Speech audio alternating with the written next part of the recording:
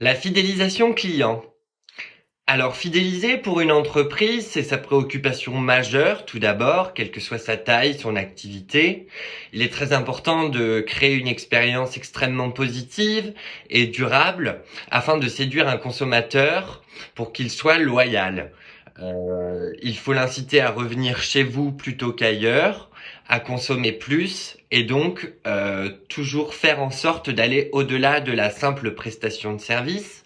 La fidélisation du client va consolider votre image et va vous donner un avantage concurrentiel.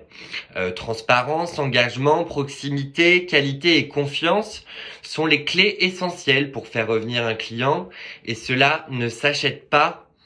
Avoir des clients habitués est beaucoup plus simple et plus agréable que de chercher à prospecter de nouveaux clients qui seront des clients incertains.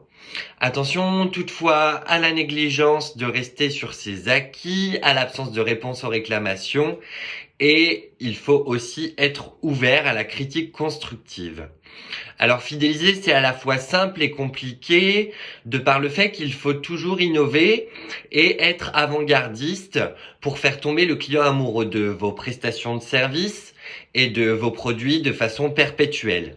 Alors, premièrement, le bouche à oreille fonctionne très bien depuis toujours. La règle de marketing qu'on connaît nous explique qu'en moyenne, un client satisfait en parlera à 3 personnes et un client insatisfait, lui, va en parler à 7 personnes. Donc, il est très très très important que le client soit satisfait de la prestation, premièrement pour qu'il revienne et deuxièmement pour qu'il en parle. Autre moyen de fidéliser la clientèle, on peut parler de la communication, on parle de visibilité, il faut une connexion durable et rester en contact, avoir une page Facebook, une page Instagram, être à la page sur Google, sur TripAdvisor, faire du mailing ou même du réseautage par SMS. Soyez imaginatif pour diffuser vos nouveaux menus, la suggestion du chef ou alors le menu du jour. Il y a aussi le système de récompense, avoir une carte de fidélité, par exemple, faire 10% aux entreprises, offrir le café si la note est élevée, ou offrir le digestif contre un commentaire TripAdvisor, par exemple. Tout est à imaginer. Les offres promotionnelles, on va parler par exemple de La Fourchette, de Groupon, qui sont des plateformes en ligne. Ou alors on peut également parler de bons cadeaux qui fonctionnent de plus en plus.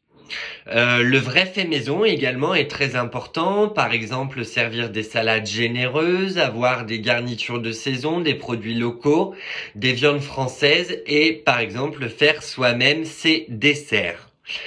Également la connaissance de sa carte, s'y connaître en vin pour conseiller par exemple, savoir de quoi sont constitués vos plats.